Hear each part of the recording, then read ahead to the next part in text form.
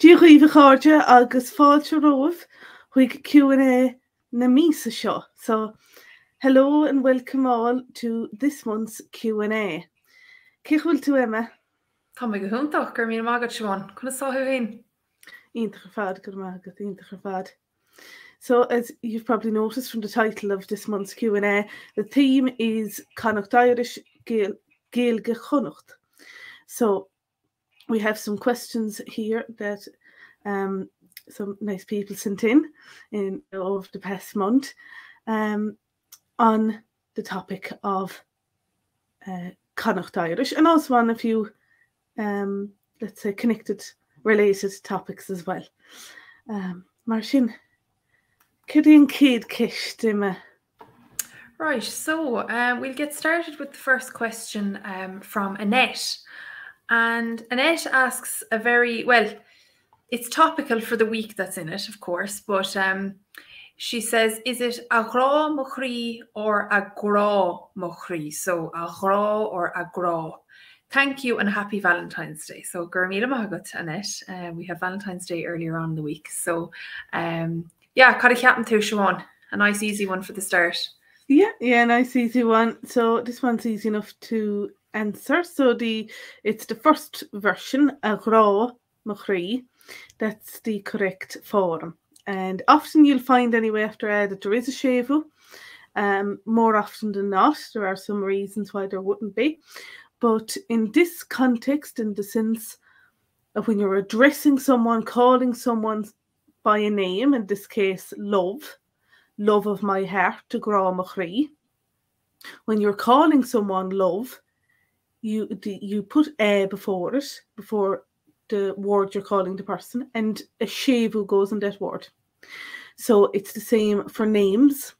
For example, Sean, when you're calling Sean, calling him by his name, Siobhán. So his name gets the shevu, and it might change a bit more than just getting the shevu, but that's when it's a name, so it's slightly different. But when it's just a word like this, like love, it's just getting the shevu. And this is called the vocative case, or an tishil garamach. So if you want to find out more about this, look this up in your own time or whatever, just Google that. I'm sure we have something as well on our Bitesize Irish blog, and definitely in Bitesize Coursey. So just give that a search there on tishil garamach, the vocative case. Go on, doch. Go bra. Okay, so on Gaeilge Ella and Son comes in from Micheál Barnett. And Micheál says, the way you have spelled out the proper pronunciation with each of your videos has been very helpful. Is there a table or list available that contains the majority of the rules to Irish pronunciation with this helpful spelling to aid in pronunciation? I'm new. This might be a silly question, gur mágad. So, Micheál, gur míle mágad as the ceist. We have no silly questions here at all from anyone ever. So, yeah, and it's a very valid question. So, Siobhán, cad a déir fá? An ceist ar fad, an ceist. That's a very good question, actually. And yeah, we do. Indeed, we have what are called cheat sheets as part of our Crack Irish pronunciation course. Now, our Crack Irish pronunciation course is one of the courses on Bitesize Irish Coursey. So it is on our website, and it's included with the other courses. But if you're looking for that, if you want to know how to sign up and gain access to it, go on our website, or just get in touch with us via email. So Crack Irish pronunciation, that goes through pronunciation. There's videos done by Owen going through the different elements of Irish spelling, how and why it's pronounced the way it is. There's, I suppose, surprisingly for a lot of people, an awful lot of logic behind it. There are strong patterns, a lot of logic. It's not just random letters, even though it might look like that at first. It's just that Irish uses letters differently from how English uses letters. And you see that in other languages as well. But there are cheat sheets within that course that you can download and print off. And it'll tell you what GH should sound like, or the different options, let's say, or any specific letter or combination of letters. So it's very good for that, and it's handy to just look at that, and if you're, let's say, trying to read something aloud, and it'll tell you how a specific letter or group of letters should be pronounced. So that's correct Irish pronunciation.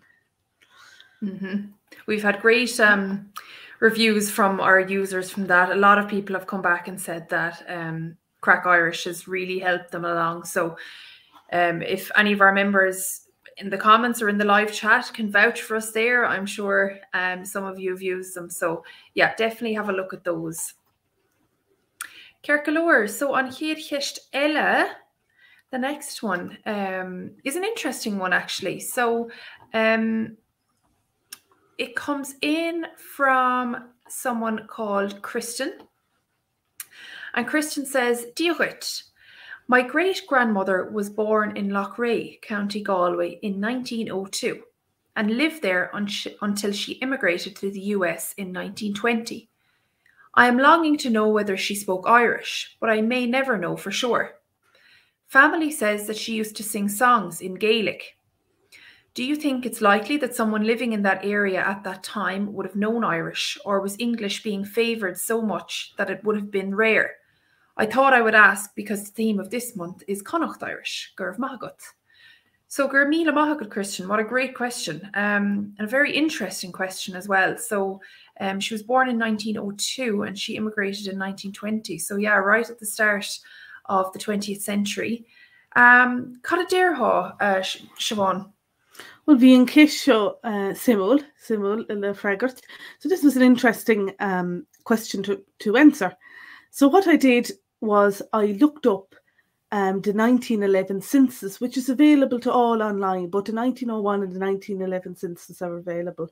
And I'll put links in the blog post, which is linked in the description box below.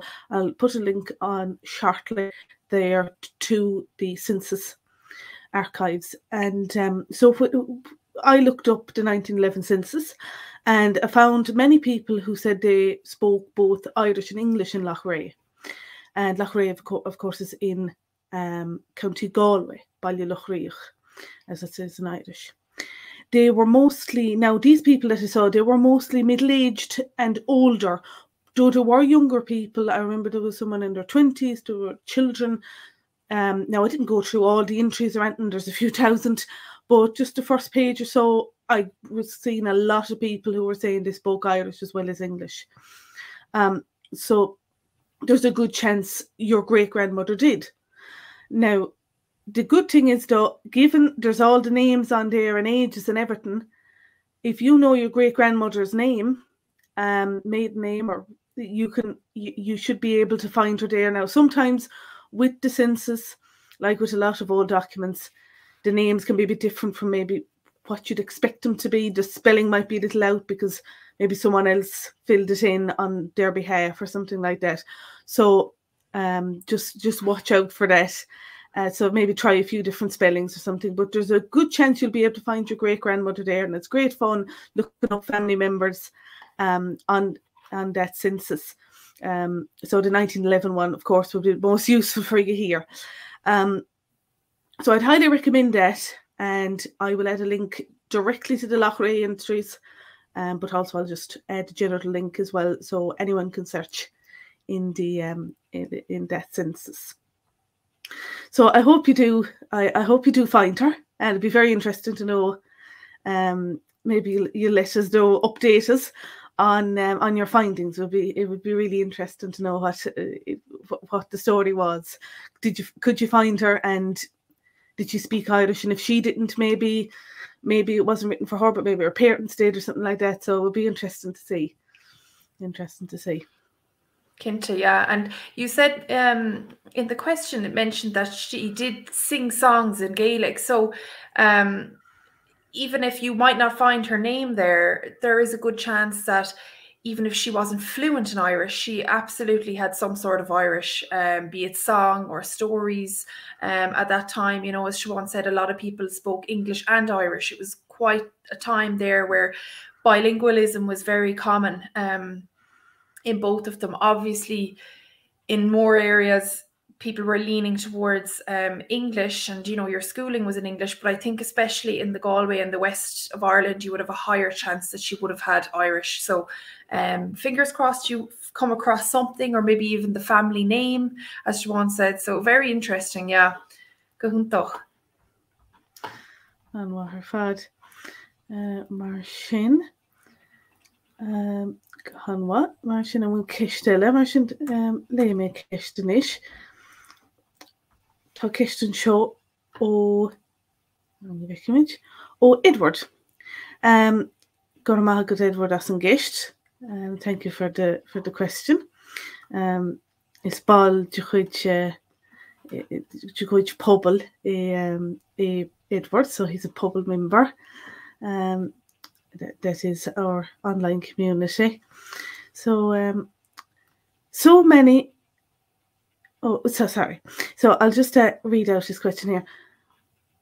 So you may not have enough time to answer all these questions, but how do I say I want or would like? Tá mé géirí or when to use bhuailm gurvahagi. Martin Kirde Capento Emma. Yeah, so this is a good question because there's a crossover in some of this vocabulary, right, and what you actually want to say. So if you really look at the first sentence there, tá mé géirí, you see that you have the verbal noun form of the verb iarraidh, which is to ask or to demand or request, which means, well, if you look at it, I would like, or I want to, or I am demanding to, or I am requesting to do something. So tá mé géirí would definitely be more so leaning towards the I want, or I want to, or I am making the effort to. There's a couple of ways you could translate that word for word, but that would be the kind of inclination, the idea that you want to get across.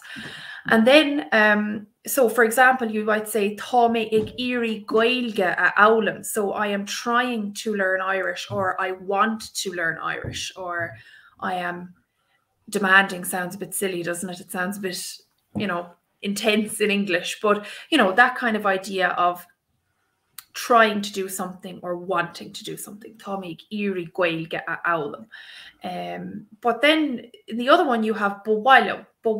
Now that's definitely, you have the word ma in there, which is like or good or that kind of idea. So bhuailm, ismalum is I like, bhuailm is I would like. So there then you would have bhuailm Gaeilge a Amhlainn, I would like to learn Irish. So éirí ag éirí would be more so I want, bhuailm I would like. Again, a lot of the time they're interchangeable. I personally would say that, I don't know, Siobhán, maybe you could agree or disagree with me. Tá mé ag éirí, it's often more that you're trying to do an action. That's how I'd use it. I don't know. I've never said, I want tá mé ag éirí cup on cafe. I suppose you can say it. Can you? Tá mé géirí cup on. It doesn't really sound right, does it? Yeah. Tá mé géirí cup on cafe, Yeah. Especially if I'm trying to make a cup of coffee. It's especially the way, like, if someone was interrupting you or something like that, pestering you as you're trying to make it, you might say, tá mé géirí cup on coffee, or if you just wanted to get around someone, it does sound a bit harsh maybe, but I suppose you could say it if someone else was using the kettle or something and you wanted to get your hands on it. But bhuailm is more, it's more softer, sort of polite, of course, in that context. If you wanted to use the kettle at work, let's say, bhuailm cup on coffee, bhuailm cup on coffee. I'd like a cup of coffee. It doesn't mean you'll make it or anything. You just want one. It's like, that's what you'd use if you were in a cafe and ordering coffee. Tá mé géirí cup on coffee. Tá mé géirí cup on coffee. That's I guess you can say it, but more with a verb. More common with a verb, I think. Ear would definitely be more common with a verb with it. So I'm trying to, or I would like to make a cup of coffee, drink, cook, whatever it might be, learn, read a book or whatever it might be. And then with bhuailm, you can say bhuailm glina fianna, I'd like a glass of wine, but you could also say bhuailm glina fianna a ól, I'd like to drink a glass of wine. So bhuailm you can use with the noun. more often than you could with ear, from my experience anyway. So that would be my answer for that. Yeah, tá mé géirí, it's a bit more intense, all right. Tá mé géirí do lawalye. Bwalam do lawalye, I'd like to go. Tá mé géirí do lawalye. You really want to go home, and you might actually be making attempts to go home. So there's a bit more to it, more urgency or something like that. An wa, an ceist. Ínta gur fad. Agus gur amach ar fad as na trocht and ar fad. So thank you all for the comments in the live chat, and we'll definitely be popping in there shortly. But it's great to see you all interacting with each other, and to see that we're not just talking into the ether. So ínta gur fad gur amach. So let's see now. Is toch chuir mé ceistile mar sin, agus an cé ceistile tá sé sin ó Jim, gur amach go Jim. Agus an ceistetá, I guess. So, mar sin. So his question is, where in Ireland should I live to speak Irish the most? Which county? And he says he has no one to practice with daily. Mar sin, céir é de húra meme? Yeah, so Gurmago, Jim, that's a worry that a lot of people have. And, it depends overall, right? And me and Siobhán kind of have, I took one side and I let Siobhán take another side. We kind of half and half. So, actually, Siobhán, I might let you answer the first part, because then mine kind of follows on afterwards. Yeah. So I very much took the statistical route, but that's right. There are different ways of approaching this, and I wouldn't say one is more correct than the other. They're just different approaches. So, when it comes to where should I live to speak Irish the most? Well, if you want to know exactly where, well, the strongest Gaeltacht areas, according to the 2016 census, are in the South Connemara area in County Galway, which is of course in Connacht, which of course speaks Connacht Irish, Gaeilge Chonnacht. So the strongest of all the areas, at least that time, at least back in 2016, because we didn't have a more recent census yet, that was Gaeilge. And Gaeilge is an island, but it's connected to the other surrounding islands and to the mainland by roads. So it's not as if you have to get a boat or something. So they're very close to the other island. So you'd hardly know you're even going on to an island. It's like going over a river often. But that's Gaeilge, that area, that's the strongest, at least was in 2016. So overall, the Connacht, the Connemara Gaeltacht is the strongest on the whole, and within that it's Gaeilge. And there's also, of course, the other Connacht Gaeltacht in Mayo. There's Connacht Gaeltacht up there. But when it comes to the strongest, it's the Connemara Gaeltacht, and followed by the Donegal Gaeltachts and the Kerry Gaeltachts. So they would be, so it's in that order. That's statistically with how many people say that they speak Irish on a daily basis, according to the census. So that's very much a statistical answer. So that's my answer there. So again, it's very much up. There's a lot more to it when you just look at it purely statistically. That's one thing, but there's often much more to it than looking at it like that. Now, I'm not saying the statistics don't reflect reality. Obviously, they do. Because if you go to these areas, you will find that more people speak Irish there than elsewhere. And these areas, they often change a bit. If you see different census, each census over the past few decades, maybe you'll see areas where the level of daily Irish speakers are rising and lowering and stuff like that. But that's seemingly the current situation anyway. But Emma, you had a different approach to that, a different approach to answering that question, hadn't you? I did. So we get these questions in, and myself and Siobhán write our little notes. So I saw that Siobhán took the the Gaeltacht side, and I was going to do that. And then I thought, well, Siobhán's already done that. Where else could you live in Ireland? And I thought, well, our capital city is Dublin. And believe it or not, okay, we don't have any official Leinster dialect. You know, there is no official Eastern Irish dialect, but there is a very large community of Irish speakers in, for example, Dublin. Because it's the capital city, you have a lot of people living there. You have a lot of opportunities to go to organised events for people with Irish there. So, you know, you might even have a bigger chance of getting a weekly Cearcail Chomhacht, which would be directed towards people who want to practice and use their Gaeilge. You have Cearcail Chomhacht, sorry, is a conversation circle where people would meet up and chat and speak. There are comedy nights being organised. Gaeilge chroí, for example, is one of them. They're organised off Gaeilge. There's iarraidh, singing. There are obviously schools up there and adult learning schools, which would have classes then available as well. So, you know, you might not hear Gaeilge day to day there as often as you might in a Gaeltacht area. But you would definitely have opportunities to go places that would be organised especially for speakers to practice. The same goes for Belfast. If you were to move to Belfast, there's plenty up there as well. There's a very lively community there. And even in Cork City, there are some bookshops there. There are different things, events. So I think if you go looking, you will find something. Especially, you can't go wrong really in the main cities all around Ireland.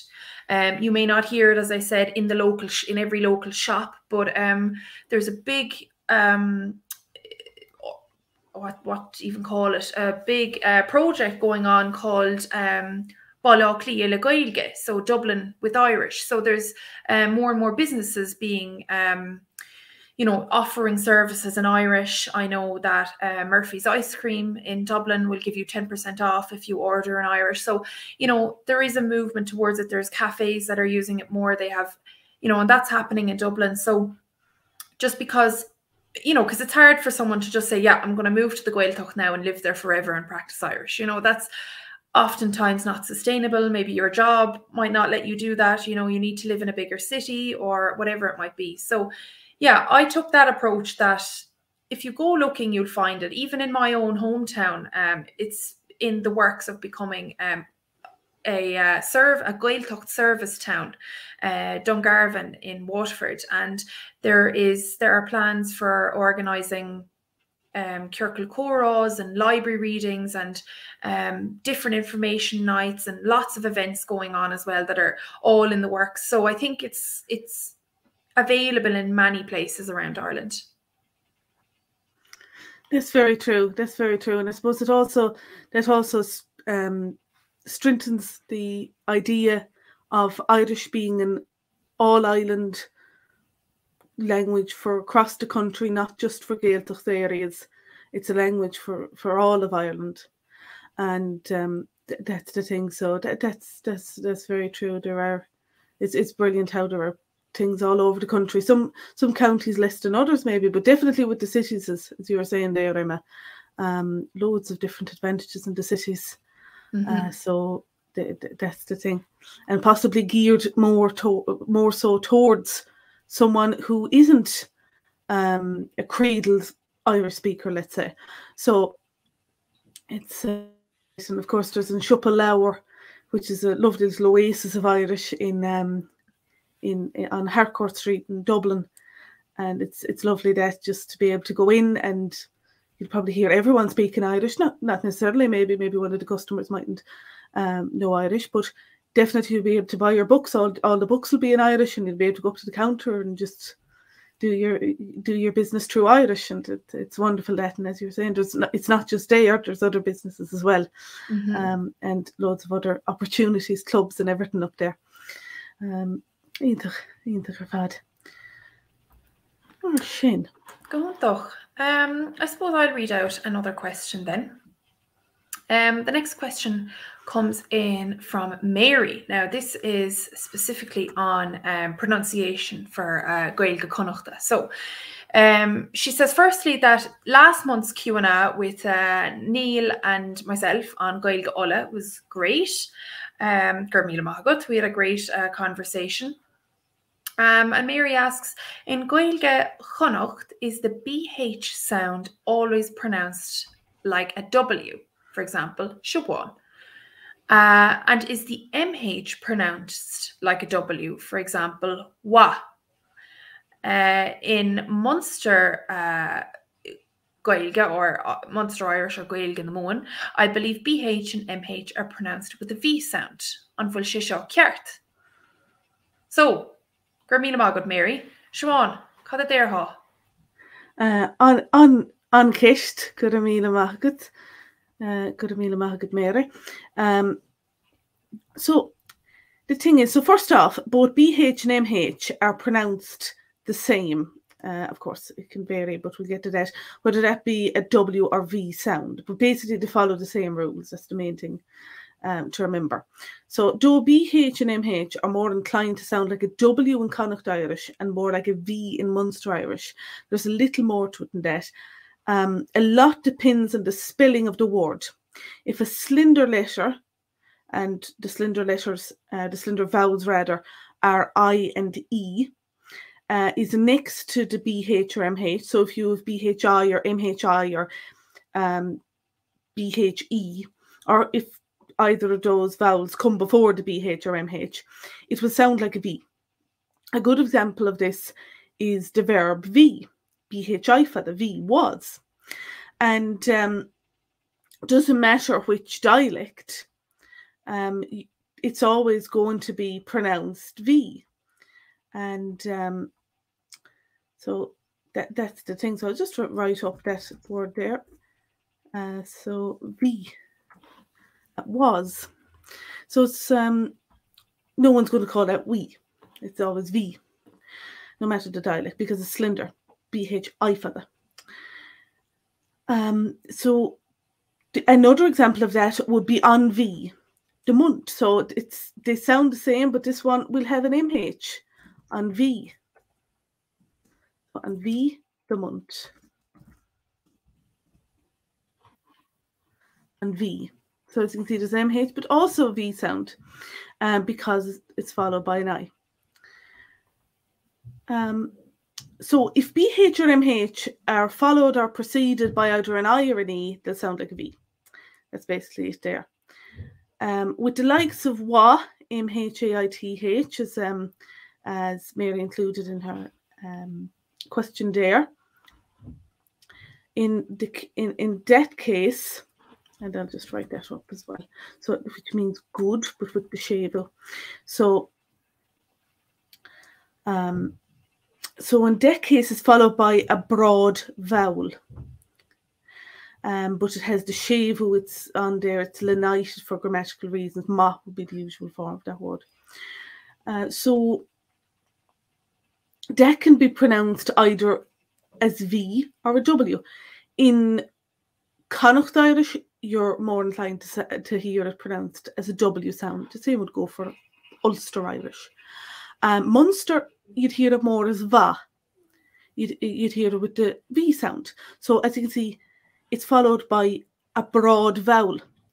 The broad vowels are those that aren't slender, so they're not I and E. So of course, A, O, and U are the broad vowels.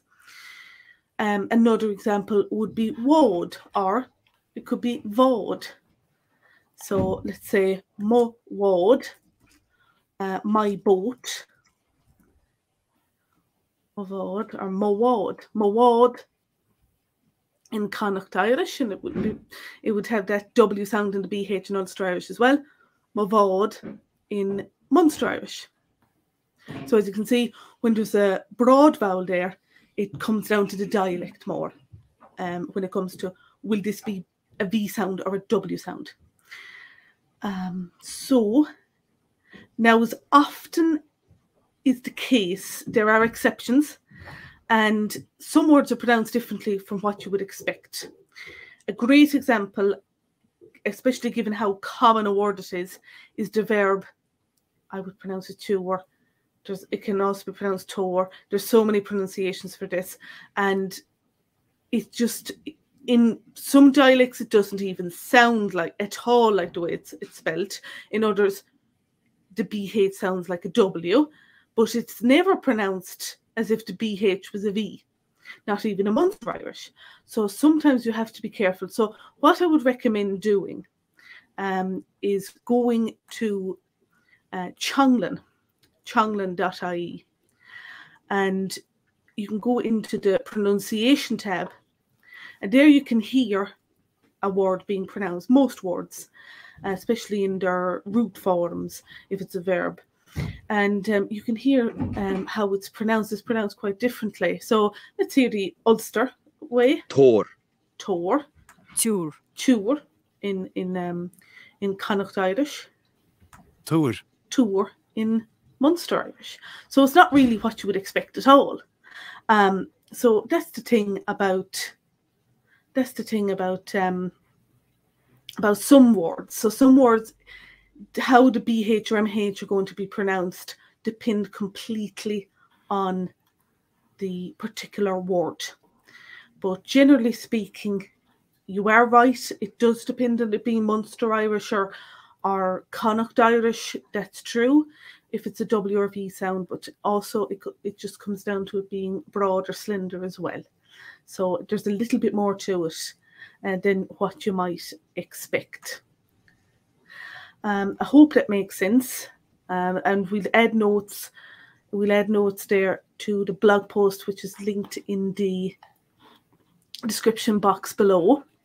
And you'll be able to see it, maybe recap over that. So basically, if there's an I and an E, V sound, no matter where it is. If there isn't, if it's another type of vowel, if it's Connacht, W sound. Except though there are exceptions, and that's basically how it goes.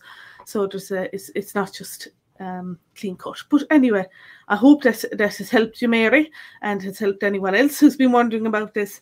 And of course, as I said, don't forget to read back over it.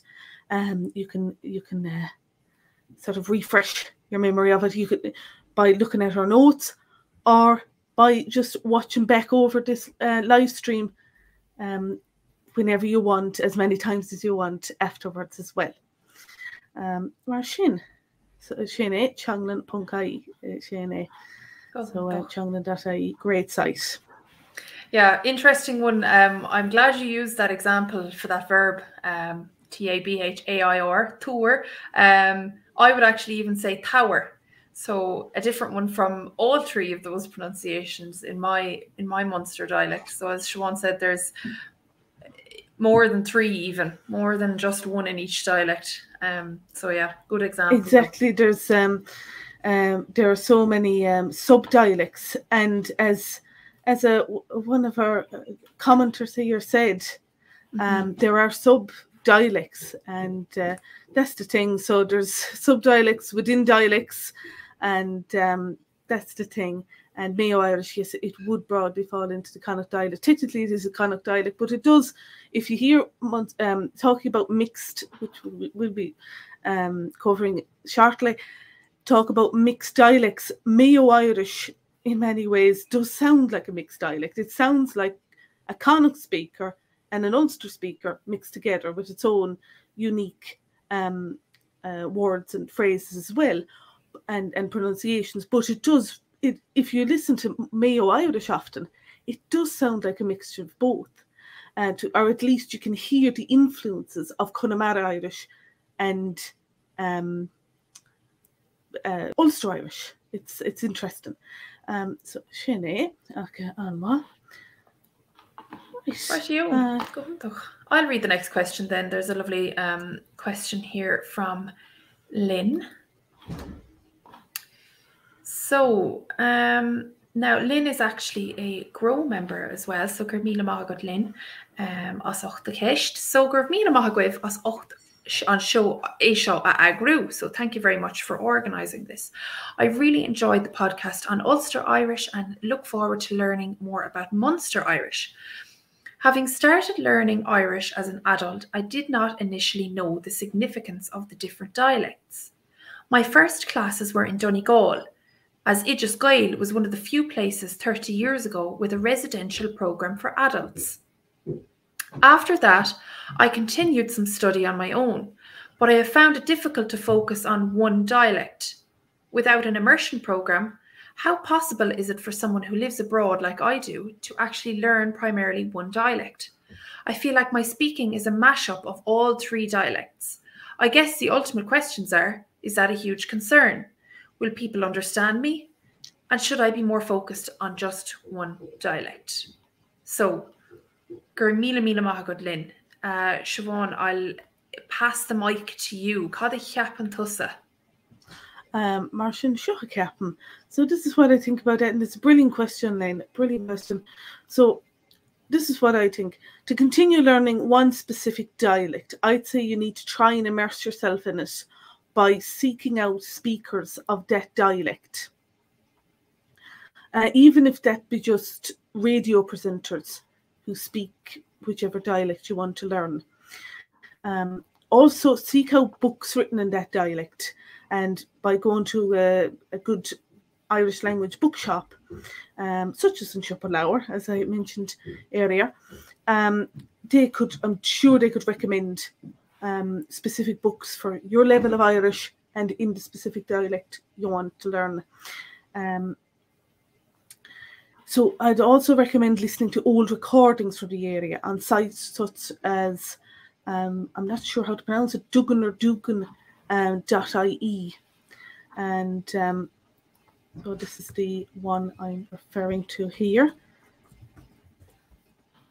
So this is a great one for listening to local dialects with recordings from the 1930s, so you can hear back how people spoke back then, before they became quite used to listening to other dialects through the radio and the like.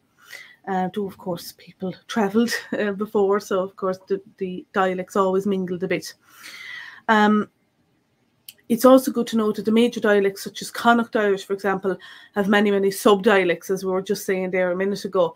A speaker from a specific area of Canton and Liom in Connemara, which is the South Connemara area, will have quite different Irish than someone from one of the Mayo Gaeltacht areas, for example. So you might call it Gaeilge Chonnacht, but there's Gaeilge Chonnacht and Canton and Liom, Gaeilge Canton and Liom, and they're all similar, but they're all in like the south part of Galway, but still on the western coast, but still there are differences, not to mention the differences between those and the different sub-dialects within the sub-dialect of Mayo Irish.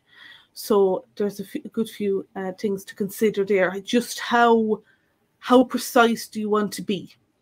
You know, just how precise do you want to be? Because when it comes to Connemara, for example, you could be as precise as the Irish spoken in one particular little village, or possibly even road.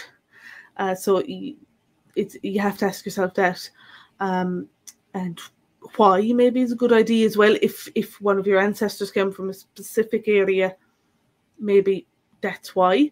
But also if you went to Gaeilge Scale and you begin learning Ulster Irish, let's say, broadly speaking Ulster Irish, or one of the Donegal Gaeltacht versions of dialects of Irish, maybe you just want to continue from there on. So it's up to yourself. Everyone has different reasons. So when it comes to speaking a mashup of dialects, though, there's a lot of varying opinions on this, and I personally don't see any problem with it. I know some people, they would find that a horrendous thing to say, but there's very different opinions on this and strong opinions on it too. So I think many people find they do speak a mashup of dialects themselves, be that in Irish or speak. Often unbeknownst to themselves. People move about and people know others with different dialects. and varying pronunciations and phrases. They just pick those up from others. You've probably found that if you have like a friend who's from Australia, let's say originally, you might find yourself picking up little phrases, or you might find yourself pronouncing words a specific way, specific words. You might have learnt new words from them, or you mightn't even realise it. But people's dialects, and even within Ireland, if you have someone from Cork, let's say, who marries someone from Monaghan, their dialects, if you were to them say after marriage or something, you'll hear their dialects are intermingling there. They're picking up phrases from each other. Pronunciations are changing a bit. Accents even are changing a bit. So it's the same in English. It's definitely the same in Irish. So I don't think it's a bad thing. A very natural thing. And it's a very natural sign of progression, of progress as you speak Irish, because you're listening to different sources of Irish, and therefore you're going to pick them up. See, that's the thing.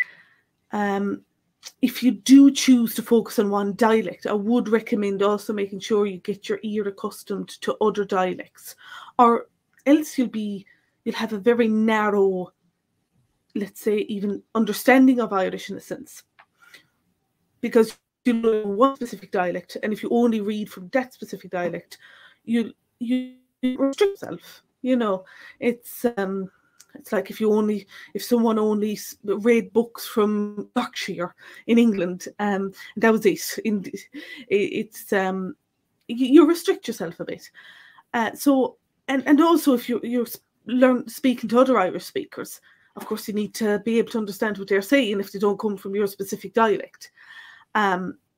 So there's both elements to that. Though I do understand if someone wants to really hyper focus on a specific dialect, they might want to give, let's say, 6 months where they only immerse themselves in that said dialect, and then open themselves up when they're confident enough to speaking and listening and reading in other dialects. So I can understand that someone might want to do that, but I think it's important that people be open to all of the dialects, as they are only dialects at the end of the day, not different languages. And sometimes people, I think, they focus so much on a specific dialect, or they have very narrow concepts of a specific dialect, that they think that any other dialect is another language. So that wouldn't be good either. I don't think that it'd be helpful, to be honest, because you would again be very restricted in how many people you could speak to, or stuff like that. So it's one of those things, but it's up to yourself. A lot of these things, there's very different opinions. Some people think you really need to just have one dialect, and anything else, if you at all vary from one set standard of it, well, there's not even a set standard of a specific dialect, but somebody's concept of one specific dialect, well then, it's terrible, you speak terrible Irish. But that's just some people's views. So it's up to yourself. Like everything in life, you can take different people's views and make of it what you will. So it's up to yourself how you approach it. But that's my opinion. Immerse yourself, and I do believe you could immerse yourself in one specific dialect without ignoring other dialects, but maybe focusing more so on the dialect of your choice. And there's definitely no harm in having one specific dialect. That's my opinion. Do you have anything to say to that, Emma? Well, you answered almost everything, I think, in my head anyway. Just on Lynn's worry that will she be understood? Definitely. Oh, definitely, yeah. 100%. I've had teachers myself who had a mix of dialects, and it never did me any harm. I spoke about it last month. I had a teacher from County Down, and when I was a child, I got random pronunciations that were nothing to do with my dialect, but they did me no harm at all. It just broadened my concept of what a dialect was at a young age. So yeah, no problems there at all, and keep going the way you're going. grab some books maybe in a certain dialect if you're interested. But if you're happy with what you're doing now, maybe having a mix and sticking with that mix, I wouldn't let that worry you or hinder you, or you know, you can zone in on a dialect the further on you go in your language learning. And as Siobhán said, it's nice to have a broad concept of all of them, and maybe you might find one that appeals to you in a couple of years' time. You think, okay, well, I actually like this one now, and then you might choose to zone in on it. But there's no rules here for anything like that. It's up to every single person themselves.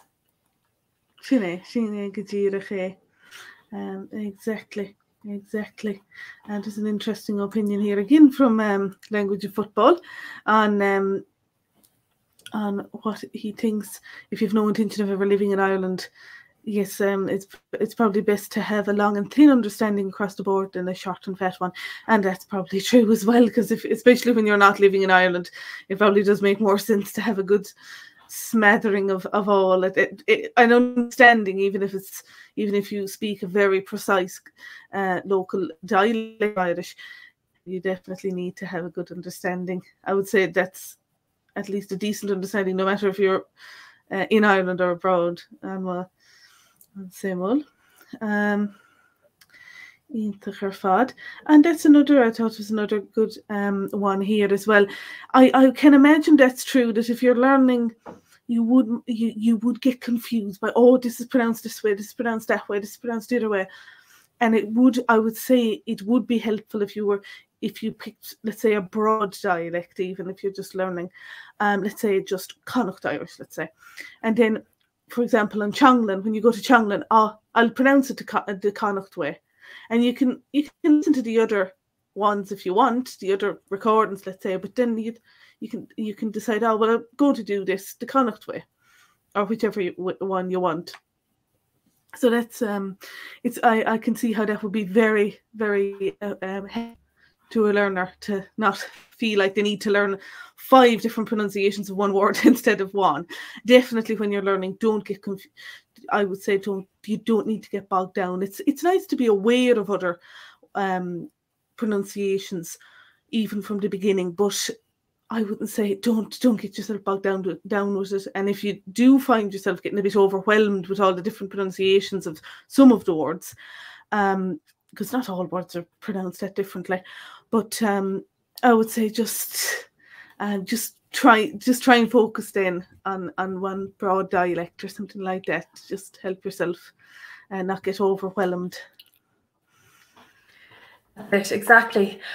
We've a very interesting, with 2 questions actually that are linked in the chat. So the first one that came in a little bit earlier was, what other languages have you seen or heard that you think cross over with Irish? Now, Fionn, well, there's actually a lot of similarities in many languages across the world with Irish, you know, as there is with many languages. But the question that came in then from Sean just there was, I'm a Welsh speaker. Is there any connection between Welsh and Irish? And there is indeed. I've dabbled, now I mean very lightly dabbled in Welsh. The pronunciation is quite different. Let me tell you that. I find it quite difficult myself. But Irish is a Celtic language. Welsh is a Celtic language also. And there's a whole umbrella of Celtic languages. You have Irish, Scottish Gaelic, and Manx, and they would fall under something called Q-Celtic languages. So they're one bracket. So all of those 3 would be quite similar to each other. If I heard someone speaking Scottish Gaelic, you know, or Scottish Gaelic, I would understand a lot of it. I might not understand all of it. Same with Manx, which is spoken on the Isle of Man. And then you have the other branch, I suppose, then of Celtic languages, which is your P-Celtic languages. And that would be then Welsh, Breton, and Cornish. And there are similarities definitely in the sentence structure. They're VSO languages, so the verb comes first. I know that I am is Duin, boo, in, I don't know what Germany is, but Sean, you correct me on that one. I live in Germany, or Duin boo, and wherever in Kimrick. So that'd be one thing. The P and the Q Celtic idea is a very good example. Is if you think of the number 4 in Welsh and in Irish, for example. So you have cahar in Irish, which is a Q Celtic language, so a k sound, and the number 4 in Welsh is pedar. So where you have a P in Welsh, you might have a C, a k sound in Irish, or also no sound. So airraidh is father, and I think pater or something like that in Welsh. So you see some similarities there, and in the verb and word order and all of that. So yeah, that would be the crossovers there to answer, I suppose, Fionnu's question. Manx, Scottish Gaelic, all of those, any Celtic languages, of course, there's links between them all. And then they are in themselves split into 2 groups. So just because you have you have Irish doesn't mean you'll be able to understand everything in Welsh, but the concept of the grammar and things like that, and some vocabulary. One that catches me out though, that gloss in Welsh means blue, but gloss in Irish means green. But that's a whole other thing on colour terminology and what those colours actually are, but it's just something that used to confuse me. So yeah, that's a little bit of information on all of that, and more information and comments are always welcome in the chat, or comments afterwards. That's very interesting. I don't know Welsh at all, but any time I've been in Wales and I'd hear the announcements and at the train station and try and read the signs, and I'm just looking there like, I cannot figure this out at all. To my ear, Welsh always sounds like a mixture of Russian and Spanish. That's what it sounds like, because I have no knowledge of it. So it just sounds like that. So it's very different. Whereas, of course, with any of the Gaelic languages, and we always forget, I suppose, about poor Manx. We forget about Manx. We hear about Scots Gaelic, but we forget about Manx. But they're Manx. I heard a recording of a Manx speaker the other day, and he just sounded like an old man from Dublin speaking Irish. That's what it reminded me of. It was just the accent sounded like a specific Dublin accent that you often find among some of the older gentlemen in Dublin. That's what it reminded me of. And it was quite easy. There were lots of similarities. Different spelling often. They'd often have different spelling systems, and the vowels might sound a bit different. But yeah, especially written Scots Gaelic, you definitely get the hang of that. And there's so many similarities between the two, definitely. But when it comes to Welsh, I'm lost. I'm lost. Yeah. It's a very different language. The urus come in Welsh as well, but what they do is, so the initial mutations, like in Irish, but in Irish, if we put on the uru, we just add it to the front of the letter, So in Nungarvan, for example, in Dungarvan, Dungarvan in Nungarvan, but in Welsh, actually, they eliminate the first letter and they replace it with the uru. So the original spelling changes. So you have to work backwards to figure out, well, what was it? If an N makes this sound, and yeah, and of course, then we also have the LL, which is the sound. And just to answer that question, yes, Cornish is also one of the Celtic languages that's a P Celtic language. So it falls in the same as Welsh and Breton in France. So, Contoch. Mar sin dearad leis na ceisten ar fád a chána isteach. So that's those were all the questions that came in to us. Agus go amach í ar fád as na ceisten sin. So thank you all for all your questions, and all for all the questions in the live chat there. It's great to see. It's great to see all that interaction. Mar sin is stocha go bháil sin mar sin go míle maici. So it was lovely to you all. Agus tásúla an gurhain sibh sulta agus tarvas. So I hope you both enjoyed it and benefited from this live stream. And don't forget, you can watch back anytime here on YouTube or on our blog at Bitesize Irish.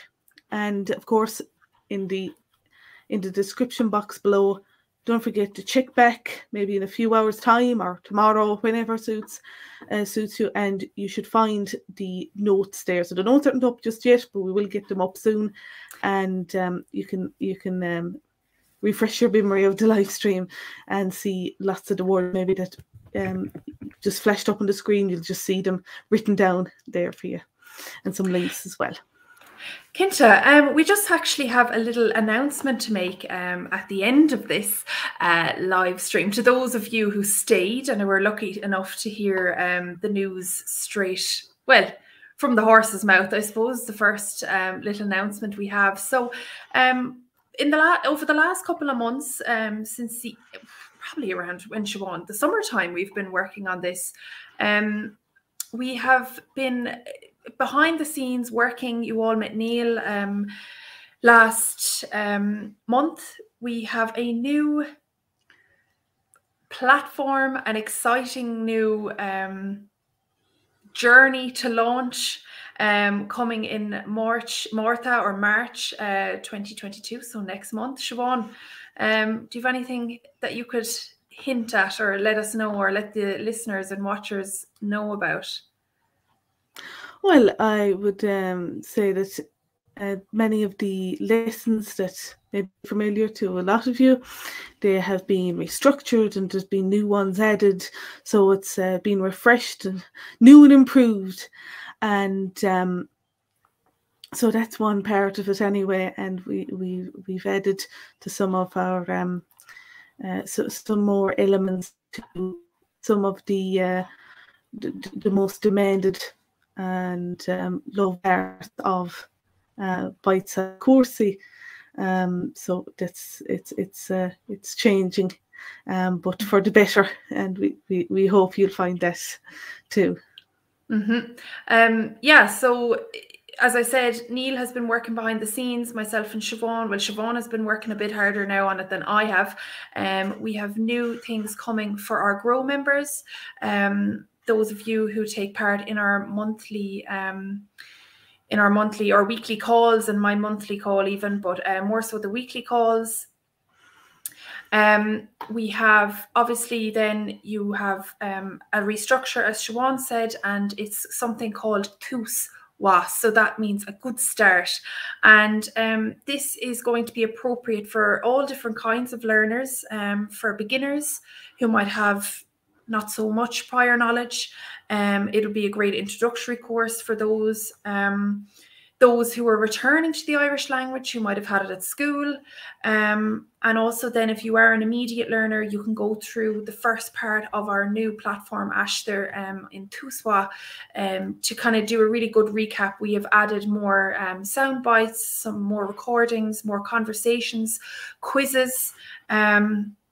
And overall, we've really have a new and improved look and feel and experience for everyone that's involved already with Bitesize and those who would like to join. So we will have a link to more information on this underneath this video. And of course, you can ask your questions to us, whatever it might be, via email or whatever you want to do. But we'll have a lot more information coming in the next couple of weeks, so keep an eye out there. So if you are thinking about signing up, we have a really great new platform launching in the next few weeks, so stay tuned. Sinead, Tom Sul Gomorlish. So I'm looking forward to that. It'll be great, it'll be exciting for everyone. And I might just put that link in the live there. So there's a page, we have a page explaining this new venture of ours, and and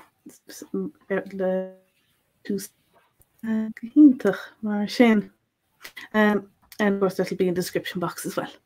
Mar sin go míle maithagí tásúlagam go bheici mé sibh go bhímuid sibh an bhí seo thugan that we'll see. I hope we'll see you all next month at our next go míle maithagí ar fad agus slán go fóilín. Slán.